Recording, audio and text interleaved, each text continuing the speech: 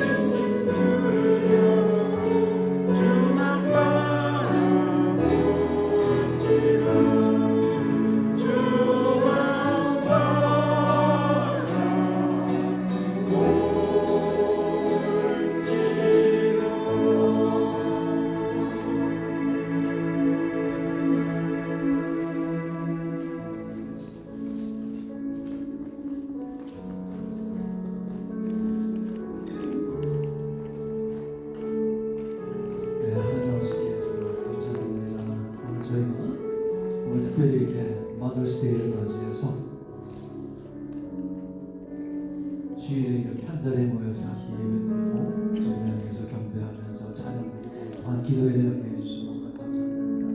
오늘 시간이 온전하게 하나님께 드려지는 시간, 또 온전하게 주님께 바쳐지는 시간이기 위해서 다 같이 집중하여 통성으로 기도하겠습니다.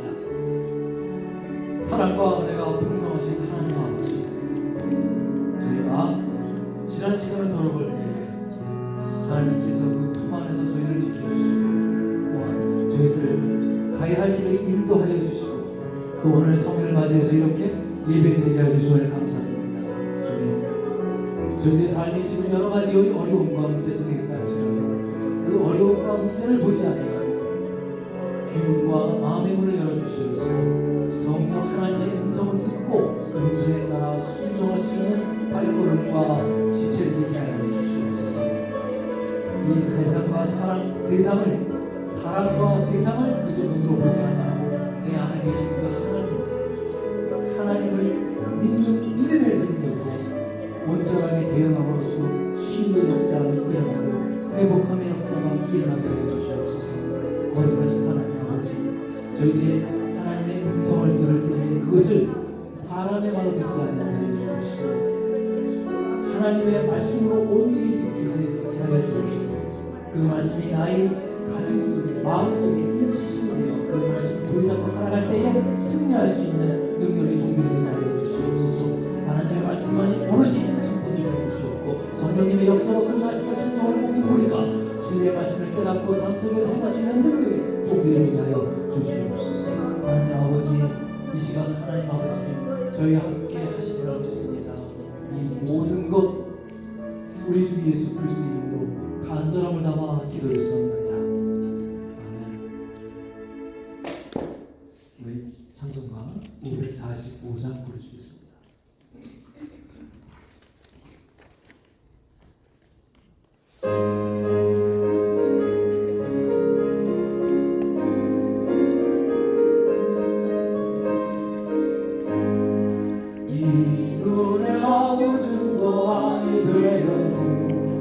믿음만을 가지고서 늘 걸으며 이 귀에 아무 소리 많이 들려도 하나님의 약속을 내서리라.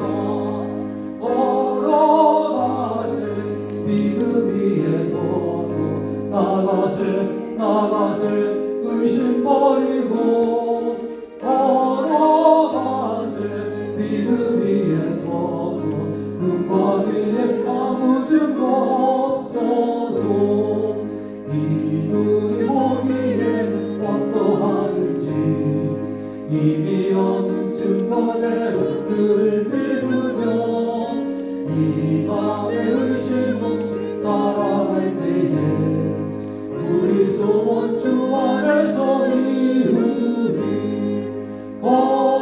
걸어가실 믿음 위에 서서 나가실 의심 버리고 걸어가실 믿음 위에 서서 눈과 귀에 아무 증거 없어도 주님의 거룩함을 두고 맹세하.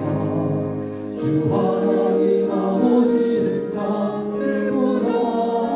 이 귀한 모든 약속 믿는 자에게 능치 못할 무슨 일이 있을까. 걸어가실 믿음 위에 서서 나가실 의심 버리고 걸어가실 믿음 위에 서서 눈과 귀에 아무 증거 없어도.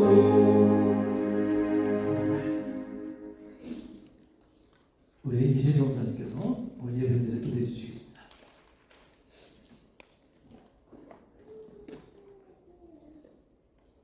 사랑과 은혜가 풍성하시고 생명이신 하나님 아버지, 날마다 새로운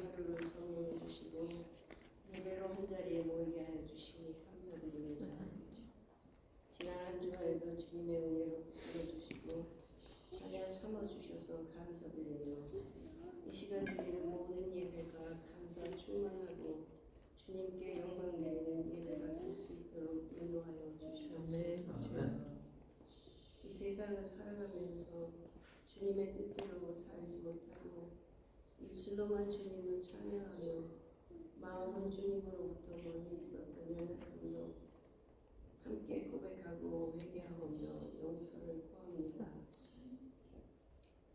부디 우리의 마음과 삶을 온전히 내어드리는 진실한 제자들이 될 수 있도록 날마다 새롭게 빚어 주시옵소서. 우리의 가정과 교회를 주님의 사랑으로 붙들어 주시고 서로를 더욱더 아끼고 섬기며 하나 되는 공동체가 되게 하여 주시옵소서. 주님이 주인 되시고 믿음의 기도가 쌓이는 교회, 말씀이 살아 움직이고 주님의 성품을 닮아서 우리 성도들의 사랑과 이웃에게 베푸는 사랑이 넘치는 교회가 되게 하여 주시옵소서. 단위에 세우신 목사님에게 명예간의 강건함을 주시고 선포되는 말씀을 통해 우리의 영혼이 깨어나며 삶의 방향을 바로잡는 능력이 나타나게 하옵소서.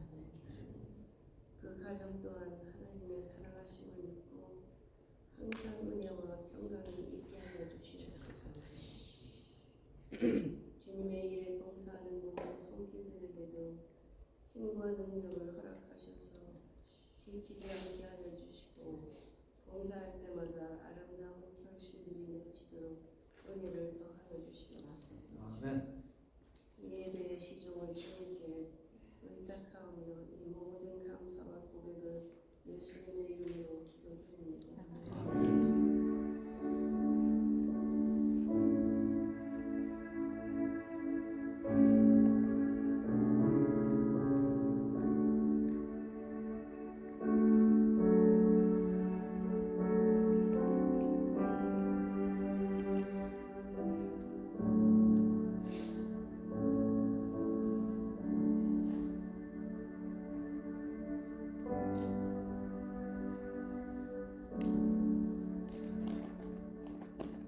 예, 기도 감사드립니다. 우리 공동체 소식 보겠습니다. 다 같이 주보 보시겠어요? 자, 먼저 우리 해피 마더스데이 서로 인사하시겠습니다. 자, 제가 우리 최수사님 준비하셨다고요? 네. 이따가 예배 마치겠습니다.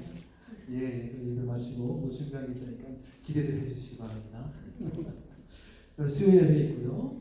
토요일 새벽 기도 있습니다. 시간 나시는 분들 참여하셔서 주님께 다가가는 시간 가졌으면 좋겠습니다. 자, 우리 또 성교하는 교회 있죠. 아프리카에 있어서 참 멀리서 우리가 저희들이 가보지 못하지만 저희들의 마음으로 기도로 여러 가지 모양으로 서포트해준 함께하는 교회가 되었으면 너무 좋겠습니다.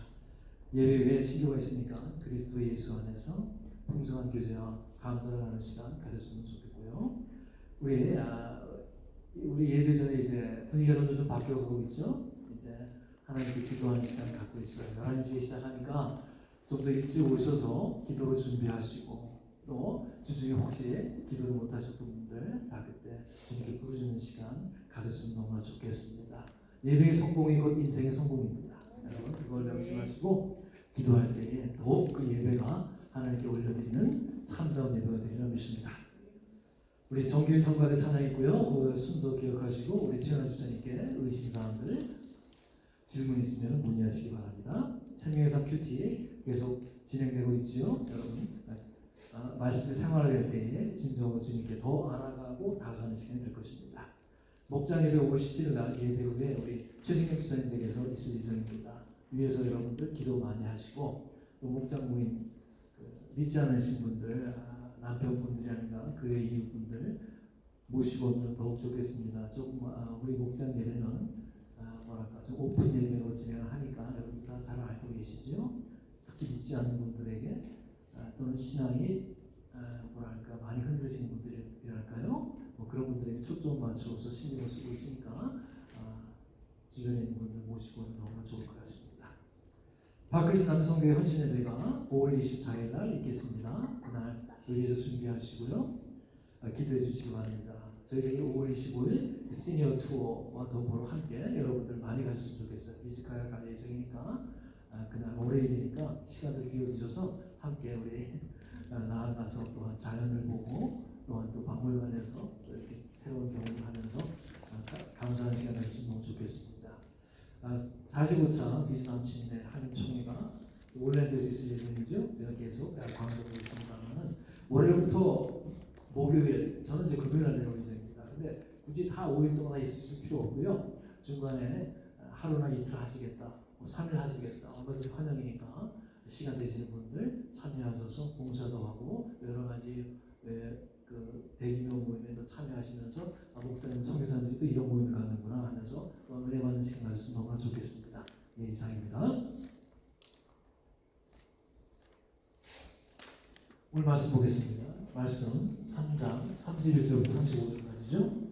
Mark chapter 3, 31 through 35.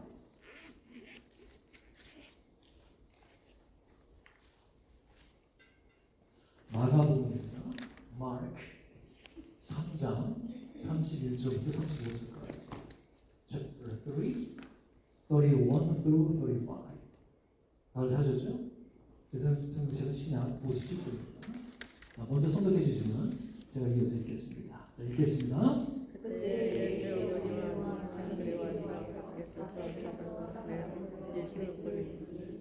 무리가 예수를 둘러 앉았다가 여짜오되 보소서 당신의 어머니와 동생들과 너희들이 밖에서 찾나이다.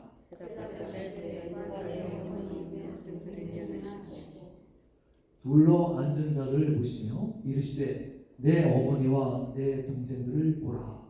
누구든지 하나님의 뜻대로 행하는 자가 내 형제요 자매요 어머니이라. 아멘. 하나님 말씀입니다. 성가대 찬양 읽겠습니다.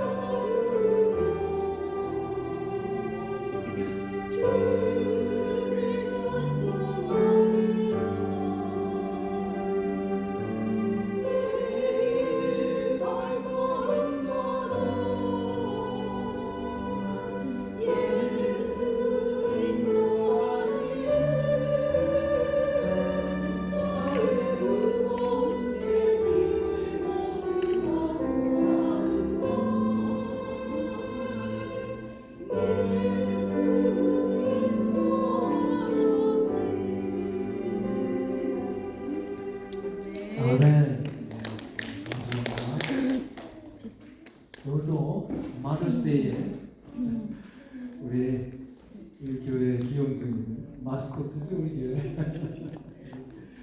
여한이하고 주님 특성이 있겠습니다. 그래서 이 집사님 도와주셔서 감사드립니다. 예, 이쪽으로 이렇게 이쪽으로 있어주세요. 감사합니다. 그 사진도 좀 찍어주세요.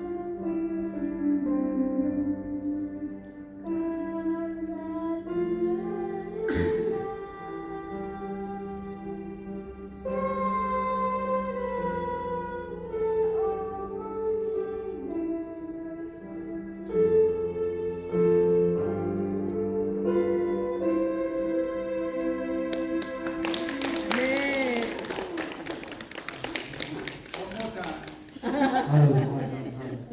정말 우리가 어머니와 더불어서 말씀 안에서 성장을 하고 있는 것을 우리가 보고 있죠. 정말 우리 그 자매를 볼 때마다 너무 하나님께 감사합니다. 저주로 나와요. 너무 감사드립니다.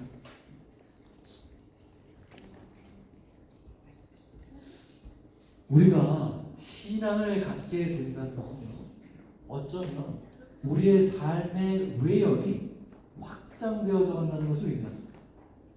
자, 믿음이라는 것은요, 우리가 갇혀가지고 점점 더 속이 좁아지고 옹졸한 사람이 되는 것이 결코 아닙니다.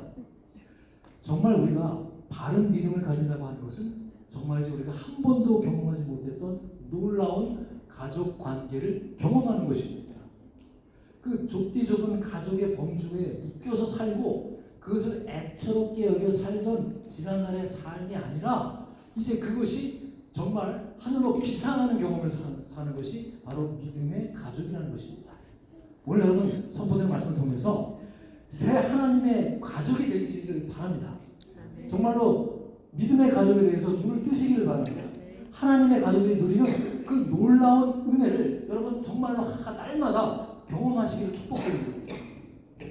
누구들 만나면 저도 그랬어요. 보통 성씨 얘기를 많이 하죠. 이씨다, 박씨다, 김씨다. 야, 나는 전주희 씨, 양형대군 3주차 때 후손이야. 그러면서 얘기합니다. 나는 교령 때문에 27대 손이야. 그런데 여러분, 하나님 안에서는 이런 한결이 없어집니다. 그래서 그냥 아버지도 그냥 뭐라고 그러죠? 하나님 아버지, 아들도 하나님 아버지, 손주도 하나님 아버지 이렇게 부르지 않습니까? 다 아버지라 부르니까 무슨 거기에 학렬이 있겠습니까? 그래서 어느 선교사님이 자녀들 넷을 다 불러놓고 이제 물어봤어요, 아이들한테. 하나님은 도대체 너희들에게 누구냐? 큰아이가 아버지입니다. 그래, 그렇지. 나도 하나님이 우리 아버지야. 자, 그럼 이제 앞으로 각자 아버지께 용돈을 5 쓰자. 어차피 줄 돈도 없고. 선교사님이 그렇게 지혜롭게 아이들과 타협을 했다는 좀 유머스러운 얘기입니다. 여러분, 우리가 하나님을 이렇게 알아간다는 것, 그리고 예수님 때문에 하나님을 내가 아빠요, 아버지라고 부르게 되면서 우리는 놀라운 믿음의 가족 관계를 갖게 된다는 것입니다. 그런데 이 크리스천의 가족관, 이걸 잘못 이해하면요, 여러분, 사람들은 가족도 없고 형제도 모르고 효심도 없다 이렇게 오해할 수도 있겠죠. 실제 그렇지 않습니까? 그런 오해를 받을 소지가 있어요. 왜냐하면은 물론 여기 계신 분들은 뭐 그렇지 않은 경우가 아는 분도 계시지만 형제 자매들은 뭐 1년에 기껏해야 한 개도 그렇다더라고요. 뭐 명절에 한 번, 2번 볼까? 자기들끼리는 그러는데 자기들끼리 뭐 교회 다닌다고 하면서 형제님, 자매님 하면서 매주일 만나서 식사를 하지요. 또 어떤 사람은 그것도 못 알아서 무슨 토요 기도에 뭐 시간만 또 수요 예배 뭐 시간만 나면 교회 가려고 합니다. 우리 교회 뭐 그런 처지가 아니지만 매일 아침마다 가서 일주일 내내 교회에 있는 분들도 있습니다. 그래서 세상 사람들이 볼 때 너무 이상한 것이죠. 형제들 자매들 하면서 혈육의 형제들, 진짜 핏줄 나는 형제들 보면 쟤들 뭐 저렇게 만나? 그러면서 교회 못 가게 하지 않습니까? 왜? 소외감을 느끼니까. 그런데요, 여러분 또 그렇다고 해서 진짜 우리가 형제 자매가 되는 겁니까? 교회 다니면 여러분 진짜 여러분 형제 자매요 성도가 되는 겁니까? 왔다는 인사를 합니까? 가면 간다고 인사를 합니까?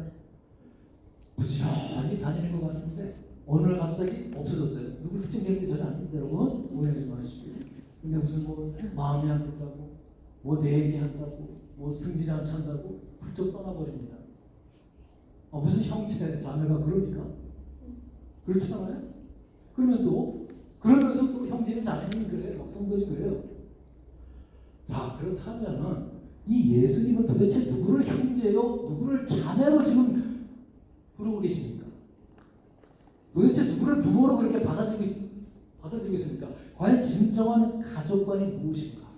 그것을 오늘 말씀을 통해서 우리가 한번 확인해 봐야 되지 않겠습니까?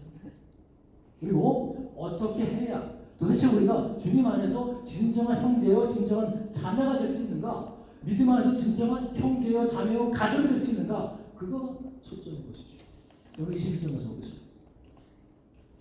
예수의 식독들이 듣고 그를 붙들러 나오니 이는 그가 미쳤다 하는 거예요. 자, 요 전에 보니까 요 전절에 서기관들이 막 의도를 가지고 지금 막 예수님을 엄청나게 모함을 하고 있습니다. 그런 애들은 아주 나쁜 뜻을 가지고 하는 것이죠. 저자는 지금 막 기적을 해보니까 저자는 사탄 들려가지고 지금 사탄의 힘을 빌려서 저 일을 행하고 있는 것이다. 믿지 말아라. 그렇게 막 험담을 퍼붓고 있는 거예요. 그런데 이제는 친족들까지 미쳤다라고 여기면서 예수 그리스도를 공격하고 있습니다. 이게 무슨 일입니까? 마리아를 포함해 있어요. 어머니 마리아. 이 친족들은 의도하지는 않았어요. 물론. 그런데 그들의 미성숙, 미숙한 잘못으로 인해서 지금 예수님을 근심하게 만듭니다. 그런데 여러분 서기관들 종교 지도자라고 하는 사람들이 지금 의도적으로 악한 마음을 품고 예수님을 공격하는 거나 지금 이 가족들, 친족들이 예수님을 공격하는 거나 다 그 뿌리가 같다는 거예요, 여러분. 같은 얘기라는 거예요, 지금. 그래서 제가 비교하면서 말씀하고 계신 거예요. 이 부분을 읽으면서 제가 정말 너무 긴장이 되더라고요. 은혜보다. 저는 지금까지 살아오면서 어떠한 내가 악의를 품고, 여러분도 그랬을 거예요. 악의를 품고 내가 예수님을 공격한 적이 여러분 평생 있습니까? 없죠. 내가 잘한다 하는데 내가 미숙하면, 내가 미성숙하면은 잘한다고 하는 게 오히려 예수님을 방해할 수 있다는 거예요. 우리 모두가 이 말씀을 정말 긴장하고 들어야 할 필요가 있다는 것이지요. 지금 예수님의 친족들은 이런 잘못되고 미숙하고 미성숙한 태도를 가지고 예수님을 공격하는 그런 결과가 되고 말았습니다. 그런 마음으로 지금 예수님을 찾아온 거예요. 그런데 예수님의 반응이 친족들 입장에서 정말 엄청나게 당황스러운 반응을 보입니다. 볼까요? 33절 35절 말씀 오늘 말씀 대답하시되 누가 내 어머니이며 동생들이냐 하시고 둘러앉은 자들을 보시며 이르시되 내 어머니와 내 동생들을 보라. 누구든지 하나님의 뜻대로 행하는 자가 내 형제요 자매요 어머니입니다.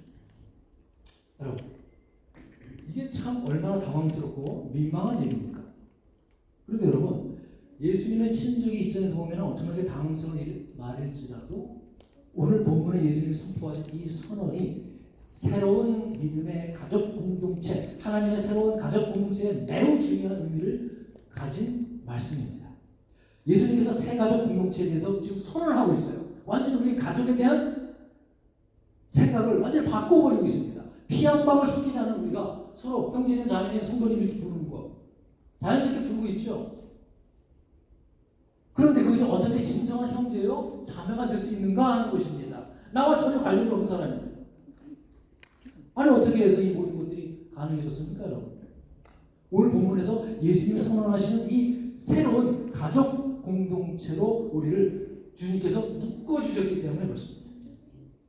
이런 의미에서 이제 오늘 본문에 나오는 하나님의 새로운 가족 공동체의 의미가 무엇인지가 정말로 중요한 것이지요.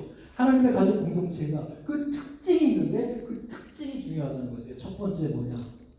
주님은 하나님의 새로운 가족 공동체, 즉 지금 교회에 대해서, 우리에 대해서 말씀하고 계십니다. 첫 번째는 무엇이냐? 하나님의 가족 공동체는 예수님을 아주 끝까지 무한하게 신뢰하는 사람들이 모인 공동체라는 것입니다. 그게 가족이라는 거예요.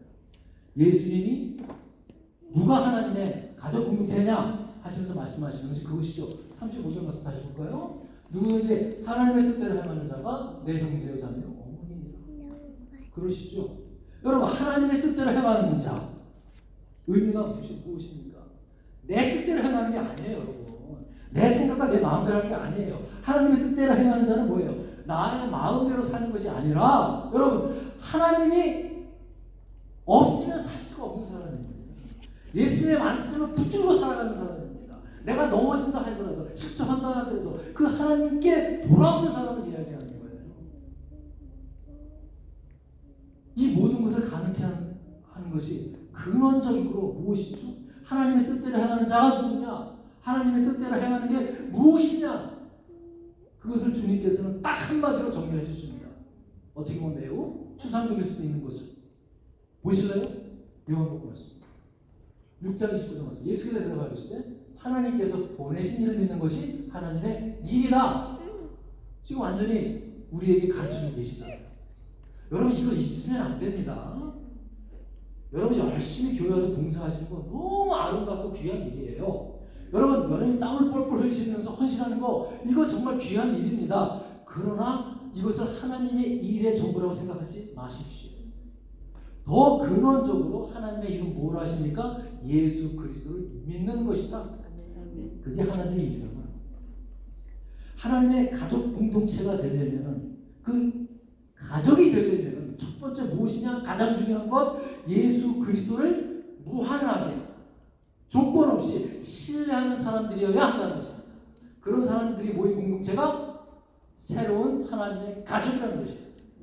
여러분, 우리가 주님을 향해서 하나님을 향한 이 무한정한 신뢰를 하는 그런 마음의 태도가 여러분 실질적으로 해보신 분은 느낄 거예요. 이게 우리가 얼마나 어마어마한 에너지를 나에게 주는지 몰라요. 여러분 경험하신 적 없습니까? 저는 그걸 매일 경험합니다. 내가 정말 그렇지 못하면 이 단에 쓸 수 없어요. 우리가 여러분 그것을 반드시 경험해야 합니다.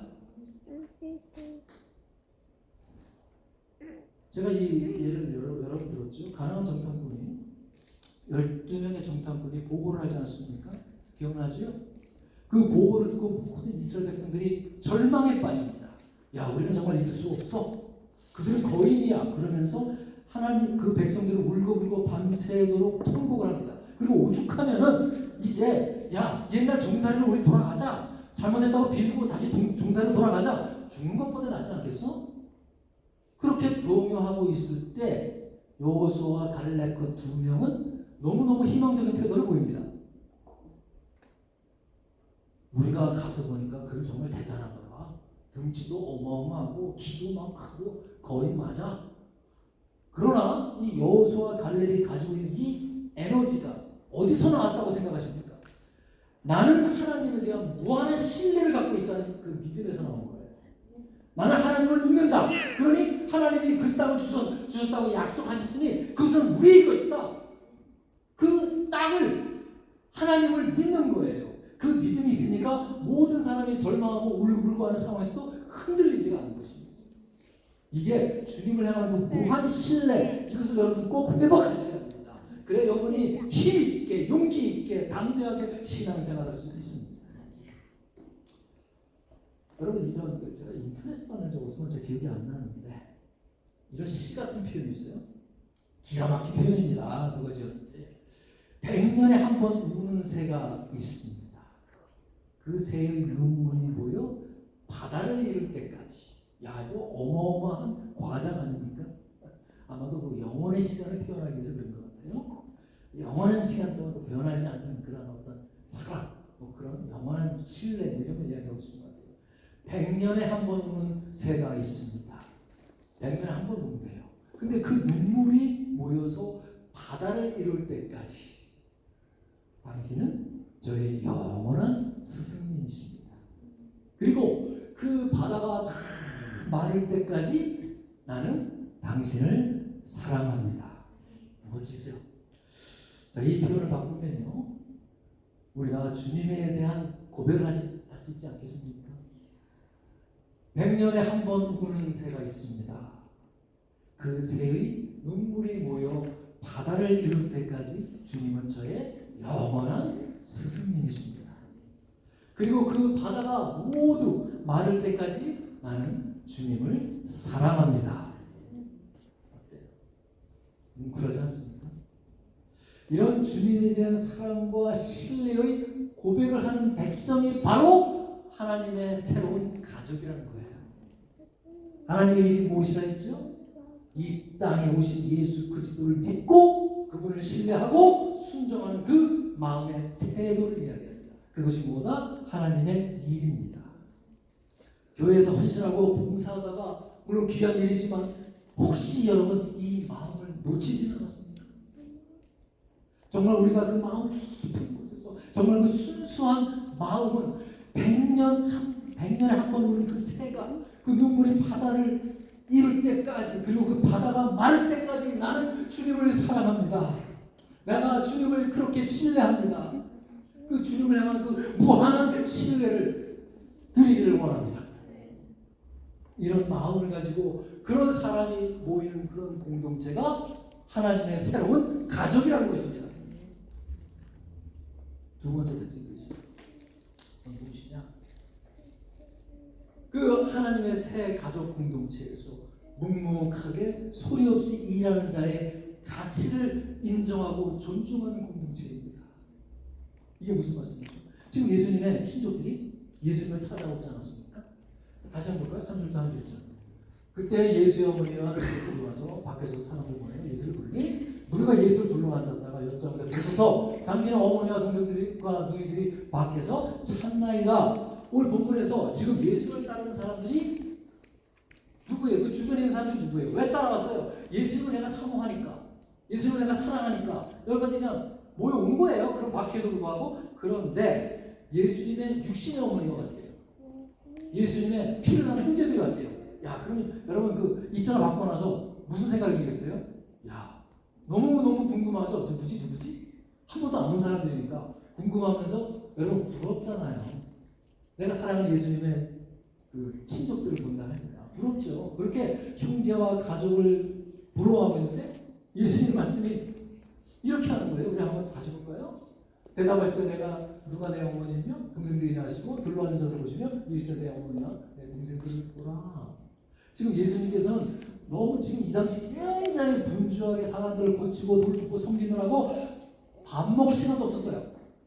여기 나오는 둘러앉은 자들은 모두 예수님을 섬기고 수종 드는 자는 아닙니다. 그런데 누가 둘러앉아 있는지 이름이 전혀 안 나오고 있습니다. 무명입니다. 그저 묵묵하게 일하는 자들이에요. 그런 묵묵하게 보이지 않는 곳에서 일하는 자들의 가치를 인정하는 공동체가 하나님의 새 가족, 믿음의 가족이라는 것입니다. 세상 사람들은 1등만 기억해요. 세상 사람들은 눈에 보이는 자들만, 금메달 딴 자들만 기억합니다. 하지만 믿음의 가족은 다르다는 것이죠. 이름도 없는 엑스트라, 무명의 사람들에게 관심을 갖는 것이 교회라고 하는 것입니다. 근데 놀랍게도 오늘 이 새로운 공동체의 주인 되시는 주님은 그저 이름 없이 묵묵히 일하는 그 사람들을 주님께서 둘러보며 주목하고 계십니다. 그 가치를 주님께서는 인정하고 계세요. 그게 교회예요. unsung hero라고 영어로 합니다. 그래서 무명의 영웅이라고 할 수 있겠죠. 한국말로 하면 제대로 조명을 받지 못한 영웅들. 이게 농구나 축구에서는요 가끔씩 나오는 용어인데요. 축구는 이제 누가 제일 유명합니까? 골을 넣은 사람들이죠. 발을 쳐서. 그리고 그 골을 곧 직전에 어시스트한 사람들, 도와준 사람들, 두 명만 그 자기 경력이 기록이 돼요. 그렇지만 이 결정적인 역할을 하는 사람들이 있죠. 그 전에 그 골을 도와준 사람이 얼마나 많이 있겠어요. 그 무명의 영웅들, 그래서 unsung hero라는 말을 써요. 그러나 그들은 개인적인 기록은 없어요. 알아주는 사람도 없습니다. 그러나 그 선수는 골을 만드는데 너무너무 중요한 역할을 하는 것이죠.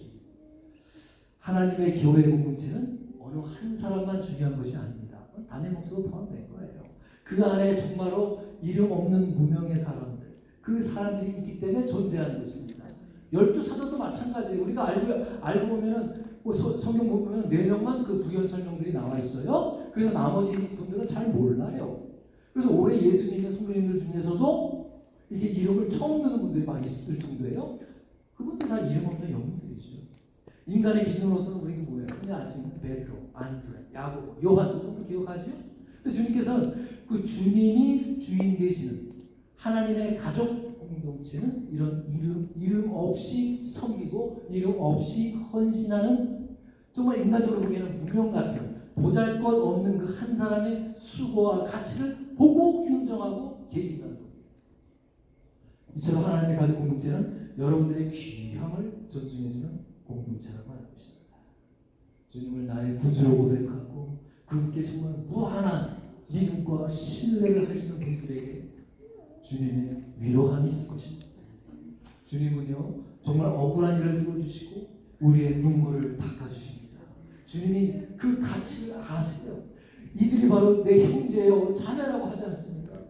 하나님의 가족 공동체는 이런 이름 없고 빛도 없이 드러내지 않고 주님을 위해서 정말 눈물로 헌신하는 그 사람들의 가치를 인정해주는 그런 특징이 있는 공동체입니다. 세 번째 하나 더 있어요. 그것이 뭐냐? 하나님의 가족 공동체의 세 번째 특징은 하나 더 있는데 그것은 바로 먼저 부어주시는 사랑을 공급받은 공동체라고 하는 것입니다. 여기서 먼저 주시는 사람, 이게 뭘 의미하지요? 여러분도 마찬가지죠. 저에게 먼저 주시는 하나님의 사랑을 알았기 때문에, 보듬어 주셨기 때문에 그 은혜에 감격하고 너무 넘쳐서 먼저 주신 그 사랑을 공급받는 그 은혜를 가지고 내가 지금 오늘 이 자리에 서서 목회를 하는 거 아니겠습니까? 여러분도 마찬가지죠. 여러분, 우리는 모두 주님께서 먼저 사랑을 보내주셨습니다. 그래서 오늘 이 자리에서 하나님께 여러분들이 예배를 드리고 있는 것 아니겠습니까? 요한일서 볼까요? 4장 19절 말씀이죠. 우리가 사랑하면 그가 먼저 우리를 사랑하셨습니다. 우리가 사랑하면 그가 먼저 우리를 사랑하셨습니다.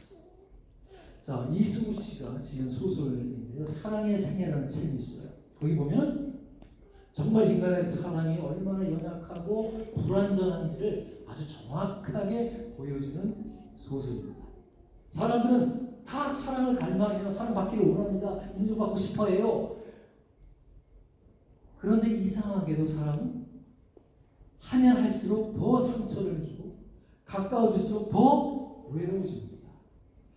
사람이 정말 누군가를 사랑한다는 것이 얼마나 두려운 일인지를 적나라하게 보여주는 소설입니다. 내가 사랑한다고 말을 하지만 사실은 그 상대를 통해서 나의 외로움을 채우고 싶어 합니다. 이해한다고 말하지만 실제로는 내 욕망이 거기에 섞여 있어요. 이 소설은 인간은 왜 끝내 완전한 사랑을 하지 못하는가라고 하는 어떤 허물할까요? 실패해가는 이야기예요. 사실 사람은 사랑 없이는 살 수가 없어요. 그런데 정작 그런 사랑을 할 수 있는 능력이 없는 존재입니다. 바로 그 지점에 주님의 요한일서의 말씀이 정말 빛처럼 들어오는 것이죠. 성경은 너희가 서로 사랑해라 라고 말하기 전에 어떻게 설명하십니까? 우리가 하나님을 사랑한 것이 아니다라는 거예요. 하나님이 먼저 우리를 사랑하셨다는 것입니다. 이게 복음이에요. 인간의 사랑은요 늘 어떤 조건이 섞여 있습니다. 실망하면 식어버려요. 상처받으면 돌아섭니다.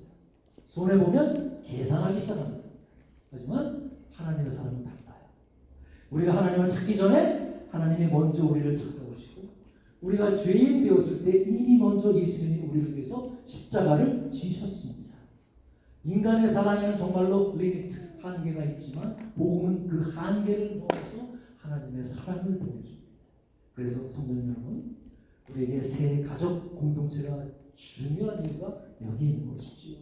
우리는 원래 사랑을 잘하고 긍휼을 잘 베풀고 그런 사람들이 아니에요. 가정 안에서도요 서로 상처를 주고 가까운 사람에게는 더 차갑게 굴고요 이해보다는 오해를 더 많이 하는 존재들입니다. 그런데 하나님께 사랑받는 사람들이 함께 모이면 이야기가 달라집니다. 내가 사랑을 받았기 때문에 사랑을 하는 거예요. 이것이 바로 새 가족 공동체입니다. 외로운 성도를 품는 것, 상처를 입은 사람을 기다려주는 것, 그리해서 혈연, 핏줄을 넘어서 가족이 되는 것, 그것이 바로 우리 안에 있는 사랑이 넘쳐 사는 것이 아니지요. 먼저 하나님께서 엄청난 사랑을 우리가 받았기 때문에 그렇습니다. 그리고 이 교회는요 전혀 완벽한 사람들이 모인 것이 아니에요. 다 병자와 환자들이 모인 것입니다. 하나님께 사랑받은 죄인들 서로가 사랑을 배워가는 것이 교회입니다. 그리고 그 사랑은 세상이 만들어낸 그런 사랑이 아니라 십자가에서 흘러나오는 그 사랑입니다. 이것이 바로 진짜 하나님의 가족 공동체라고 하는 것입니다. 그런데 여러분, 누가 진짜 하나님의 가족 공동체로 살아가기 위해서는 가장 우선적으로요 먼저 주시는 그 사랑을 여러분들이 누려야 돼요. 먼저 주시는 하나님의 사랑이 내게로 흘러 넘쳐야 합니다. 그 순간 그리스도의 사랑이 내게 들어올 때 비로소 나도 정말로 사랑할 줄 아는 사람이 되는 것입니다. 주님이 부어주시는 정말 폭포수 같은 사랑으로 여러분의 닫혀있는 그 마음이, 여러분의 그 미움이, 용서하지 못할 그 분노가 그 주님의 사랑 안에서 녹아지는 것입니다. 나의 분노가 사라지고 지금까지 꽉 막혔던 그런 물고가 한순간에 터지는 그런 역사를 여러분 체험해야 됩니다. 에스겔 선지자 구약에서 많은 선지자가 있습니다. 에스겔 선지자도 데니엘과 비슷한 사람인데 마찬가지로 젊을 때 바벨로니아에 포로로 끌려갔어요. 처음으로 비운의 청년이고 그런 젊은 시절을 보냅니다. 포로로 끌려간 초기만 해도 희망이 있었죠. 초기니까. 언젠가 내가 조국으로 돌아갈 거야. 그런데 그 기대와 꿈을 안고 살았는데 웬걸 포로 생활 11년 만에 조국이 완전히 멸망했다는 소식을 듣습니다. 신랄 같은 희망을 붙들고 포로 생활하던 그 이스라엘 온 백성들이 희망이 한순간에 다 사라져버렸어요. 이 조국이 완전히 망해버렸는데 이제 돌아갈 땅이 없는데 그들의 희망은 전혀 없어진 것입니다. 그래서 모두가 다 절망하고 있을 때 이 에스겔 선지자는 계속해서 희망의 메시지를 전합니다. 확신의 차서를 전합니다. 예루살렘 성전이 재건될 것이다. 노예 생활이 이대로 영원히 계속되는 것이 아니다. 이런 놀라운 희망의 메시지를 에스겔 선지자가 전했어요. 생각해보세요. 왜 모든 포로가 다 그 백성들이 다 절망에 빠져 있는데 유독 왜 에스겔만이 그런 희망의 노래를 할 수가 있었습니까? 그것은 에스겔에게 하나님의 희망의 메시지를 보여주었죠. 47장 보면 그 환상이 나오는데 하나님께서 보여주신다. 물이 흘러내려가. 어디서 흘러내려갑니까? 성전 문지방 밑에서 조금씩 쫄쫄쫄 흘러내려가요. 그래서 그 물이 발목까지 찼다고 해요. 근데 이거 원어로 보면 발목보다 더 밑에예요. 정말 쫄쫄쫄 흐르는 거예요. 그런데 그 물이 어떻게 됩니까? 점점 흘러서 그 물이 무릎까지 차. 그리고 그 다음에 어디에요? 허리까지 차. 그 다음에는 건너지 못할 강이 되어서 흘러내려요. 그렇게 성전에서 시작한 그 물이 점점 차고 흘러넘쳐서 이제는 도시를 넘어 사막으로 흘러갑니다. 사해 계곡으로 흘러갑니다. 여러분 사해바다 다 아시죠? 모든 생물이 다 죽어있는 사해바다로 물이 흘러들어갑니다. 그래서 여러분 온갖 그 죽어있는 사해바다의 생물과 동물들이 살아나는 역사가 일어나죠. 바다로 그 바다가 살아있는 바다로 변화되어지 않는 환상을 보여주신 거예요. 에스겔서 47장 9절 보세요.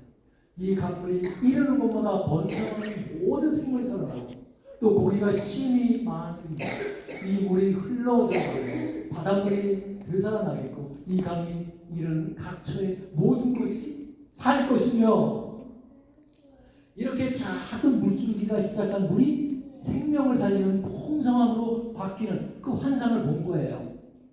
그 물줄기의 출발이 하나님이 대신 어디서부터? 성전에서부터 출발했습니다. 그런데 그 너무나 작은 물줄기부터 시작되었지요. 그런데 그것은 무엇을 의미합니까? 바로 아까 말씀드렸죠. 무명의 영웅, 소리없이 묵묵히 일하는 그 작은 사람, 그 작은 물줄기 같은 사람들에 의해서 어떻게 하나님의 나라가 세워지는 것입니다. 이것이 하나님 나라 원리예요. 그런가 하면 그 물줄기의 출발이 하나님께서 계신 어디에서 출발했습니까? 성전에서 출발했다는 것을 여러분 기억하십시오. 사랑하는 성도님 여러분, 에스겔이 본 성전의 강물은 결국 죽은 바다를 살렸습니다. 생명이 없던 곳에서 생명이 일어나게 하고 메마른 곳에서 풍성함이 회복되어졌습니다. 오늘 하나님이 우리에게 말씀하십니다.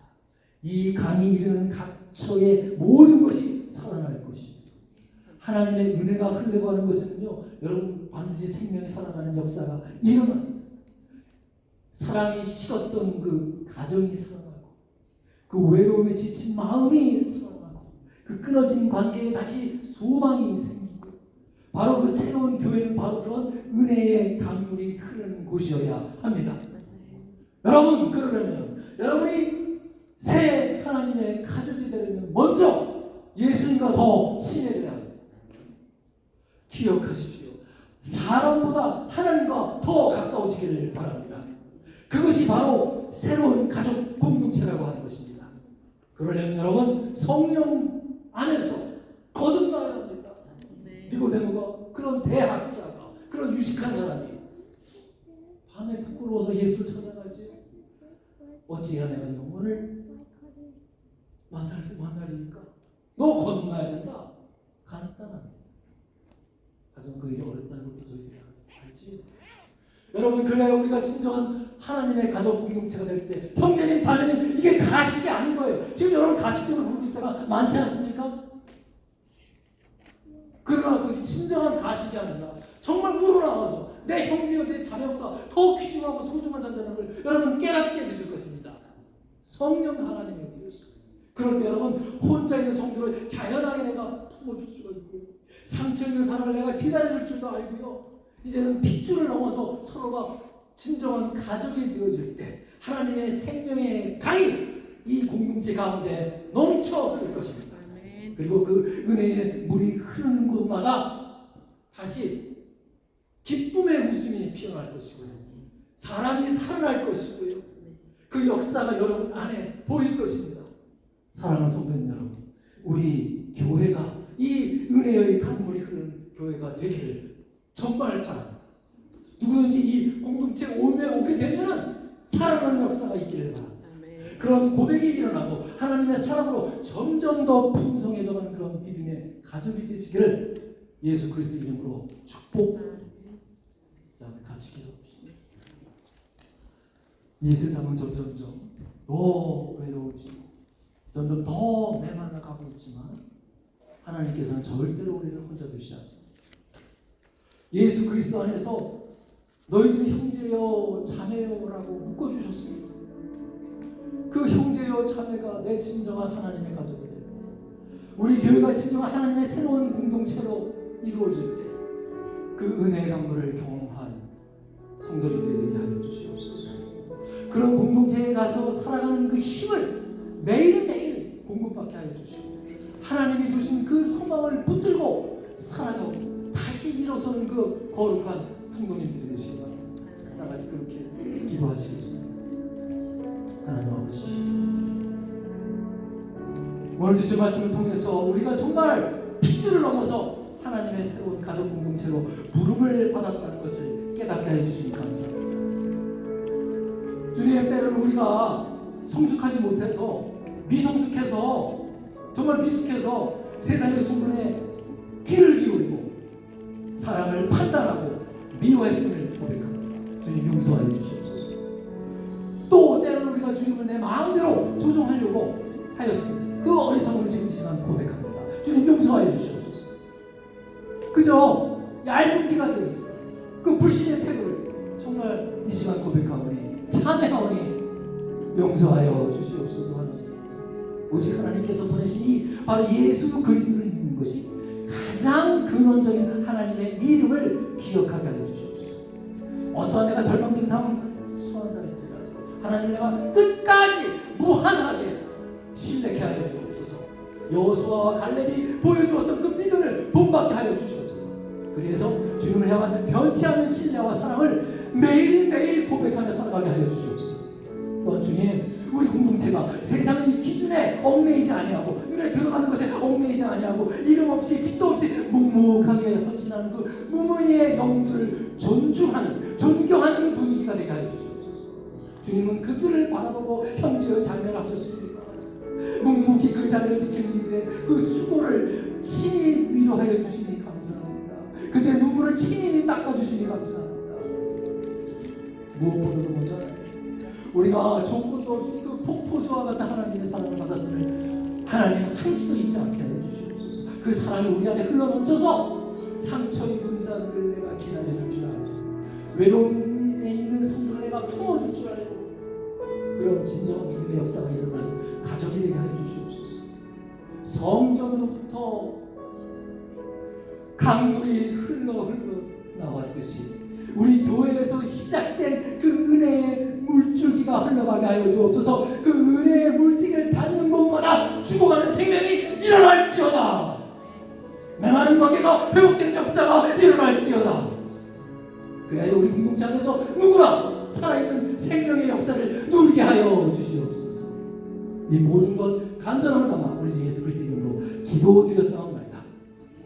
아멘. 찬송가 920장입니다. 다같이 일어서서 부르시겠습니다.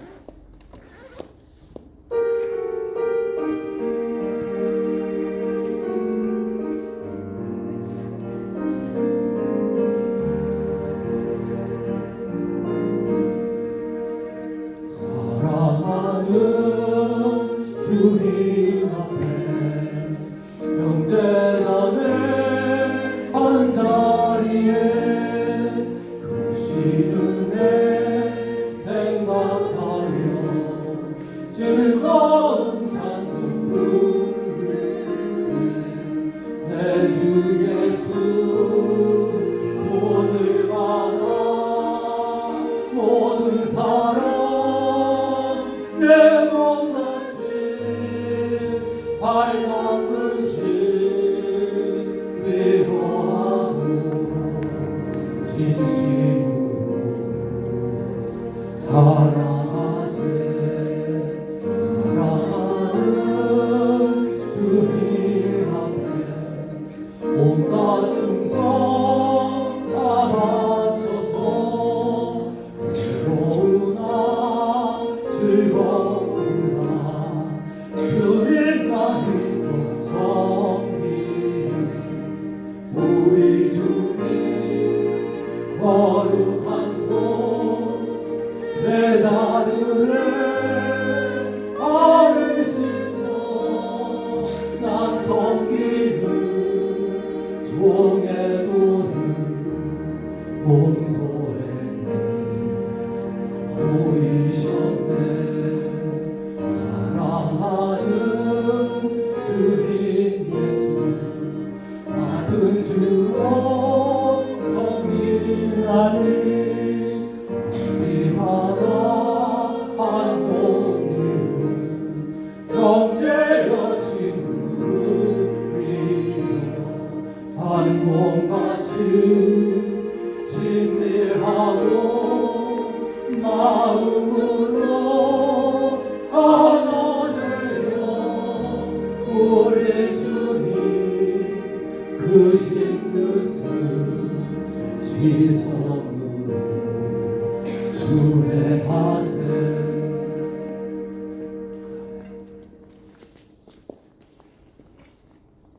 사랑과 은혜가 풍성하신 하나님 아버지, 오늘도 우리를 하나님의 가족으로 불러주시고 이 예배의 자리로 인도해 주신 하나님께 감사드립니다.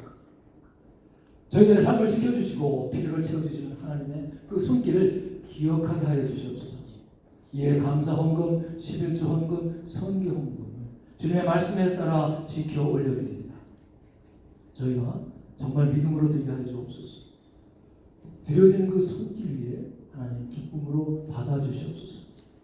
특별히 오늘 마더스데이를 맞이해서 우리가 사랑과 헌신의 본을 보여주신 그 어머니들을 기억합니다. 자녀들 위해서 눈물로 기도하고 그 가정을 지켜온 그 믿음의 어머니들의 수고를 하나님께서 위로하시고 축복하여 주시옵소서. 그 육신의 어머니뿐 아니라 영적인 사랑으로 이 교회를 품어온 모든 여성 성도들에게 하늘의 은혜를 더하여 주시옵소서. 하나님, 이 드려진 헌금이 복음의 사역과 영혼을 살리는 데 귀하게 사용되기를 바랍니다. 지금은 우리를 하나님의 새로운 가족으로 묶어주시기 위해서 십자가에서 피 흘리고 돌아가신 우리 주 예수 그리스도의 은혜와 우리가 하나님을 알기 전에 먼저 이미 찾아오셔서 크신 사랑을 부어주시고 우리를 향한 신뢰를 결코 거두시지 아니하시는 하나님 아버지 극진하신 사랑입니다. 오직 주님만을 내가 끝까지 무한하게 신뢰케 하여 주시고 내가 이름 없는 자로서 묵묵하게 헌신하는 자들 위로하시고 새 힘 주시는 성령님의 역사 교통하시는 핏줄을 넘어서 하나님의 뜻대로 하나님의 원대로 행하는 참된 형제자매가 되어서 그 성전 문지방에서 흘러나오는 은혜의 강물을 기도하고 경험하기를 원하고 갈망하는 이 자리에 거기 계신 모든 성도들의 머리 위에 교회의